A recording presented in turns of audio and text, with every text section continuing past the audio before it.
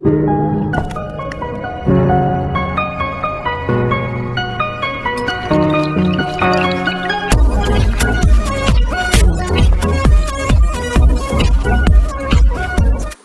Topic Kanpur encounter case and policing issues से related है। हाल ही में उत्तर प्रदेश के कानपुर में कुख्यात अपराधी विकास दुबे तथा उसके गिरोह के द्वारा 8 पुलिसकर्मियों की गोली मारकर हत्या कर दी गई। इस घटना में कानपुर के एक पुलिस स्टेशन के सभी कर्मियों की अपराधी से साठगांठ होने का संदेह है। चलिए देखते हैं कि पुलिस कार्यप्रणाली में वर्तमान संकट के कारण क्या है। पुलिस किसी राज्य का प्रतिरोधी बल होती है तथा जिसका सामान्य नागरिकों के साथ प्रत्यक्ष रूप से संपर्क होता है। इसलिए राज्य के शासन की समग्र गुणवत्ता पर पुलिस कार्यप्रणाली की गुणवत्ता का बहुत बड़ा प्रभाव पड़ता है। आपको बता दें कि सत्ता में बैठे राजनेता बहुधा पुलिस का उसी तरह प्रयोग करते हैं जैसे राजनेता सत्ता के बाहर गुंडों का प्रयोग करते हैं। आश्चर्य की बात नहीं है कि कभी ऐसा होता है कि अपराधी गिरोह को पकड़ते समय पुलिस भी उन्हीं की तरह व्यवहार करती है। साफ रूप से देखा जा सकता है कि यह घटना राजनीतिक अपराध और पुलिस के मध्य साठगांठ का प्रतीक है। इस घटना से संबंधित परिस्थिति तथा प्रशासन की प्रतिक्रिया उसी रुग्णता की ओर इशारा करती हैं जो किसी भी लोकतांत्रिक समाज के लिए घातक साबित हो सकती है, अर्थात कानून के शासन का पतन। आपको बता दें कि समय की मांग है कि स्मार्ट पुलिस कार्यप्रणाली भारत में होनी चाहिए। नेक्स्ट टॉपिक नीमू से रिलेटेड है। पिछले दिनों प्रधानमंत्री नरेंद्र मोदी नीमू नामक भारतीय सेना के आरक्षित ब्रिगेड मुख्यालय पहुंचे और वहां सैनिकों से बातचीत की। उल्लेखनीय है कि जनास्कार घाटी में पादुम से लेकर नीमू तक सीमा सड़क संगठन यानी बीआरओ एक अत्यंत महत्वपूर्ण रणनीतिक सड़क बना रहा है। नीमू में सिंधु और जनास्कार नदी का संगम है, जहां से 7.5 किलोमीटर दक्षिण पूर्व में चुंबकीय पहाड़ी है, जहां सड़क पर चलने वाले वाहन बिना ईंधन के गुरुत्वाकर्षण बल के विरुद्ध यात्रा करने लगते हैं। वस्तुतः यह एक दृष्टिगत भ्रम है और आसपास की भौगोलिक दशाओं के कारण वाहन जब नीचे उतरते रहते हैं तो प्रतीत होता है कि वे ऊपर की ओर खींचे जा रहे हैं। Next topic ICAR and NICRA से रिलेटेड है। भारतीय कृषि अनुसंधान परिषद यानी ICAR केंद्रीय कृषि मंत्रालय के अंतर्गत एक स्वायत्त निकाय है, जिस पर भारत की कृषि शिक्षा एवं अनुसंधान को समन्वित करने की जिम्मेदारी है। कृषि मंत्री इसके अध्यक्ष हुआ करते हैं। वस्तुतः यह परिषद कृषि शिक्षा अनुसंधान से संबंधित विश्व का सबसे बड़ा संस्थान है।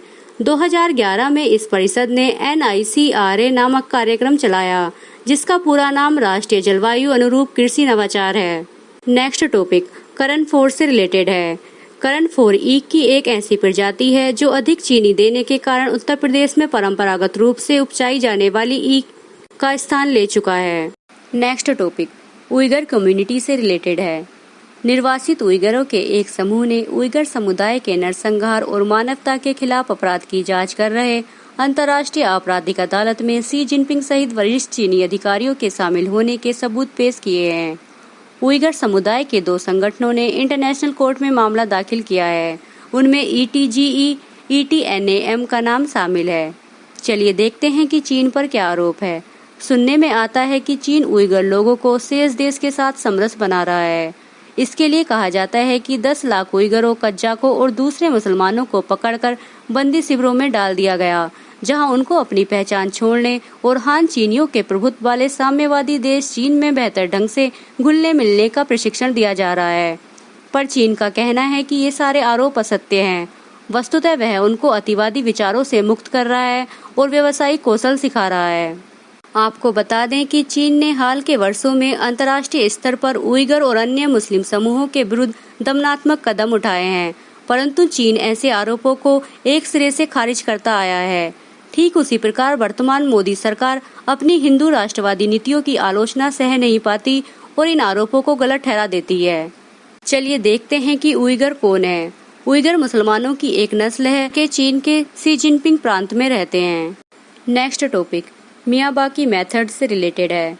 हाल ही में प्रयागराज नगर निगम द्वारा पहली बार जापान की मियावाकी पद्धति से पौधरोपण का कार्य किए जाने की घोषणा की गई है। इस पद्धति से कई देशों में सफलतापूर्वक पौधरोपण का कार्य किया जा चुका है तथा वर्तमान में भारतवर्ष के कई शहरों में इसका प्रयोग किया जा रहा है। केरल सरकार द्वारा भी वन रोपण के लिए मियावाकी वनीकरण विधि को अपनाया गया है। चलिए देखते हैं कि मियावाकी पद्धति क्या है। यह वन रोपण की एक पद्धति है जिसका आविष्कार मियावाकी नामक जापान के एक वन शास्त्री ने किया था। इसमें छोटे छोटे स्थानों पर छोटे छोटे पौध रोपे जाते हैं जो साधारण पौधों की तुलना में 10 गुना तेजी से बढ़ते हैं। यह पद्धति विश्व भर में लोकप्रिय है और इसने शहरी वन रोपण की संकल्पना में क्रांति ला दी है।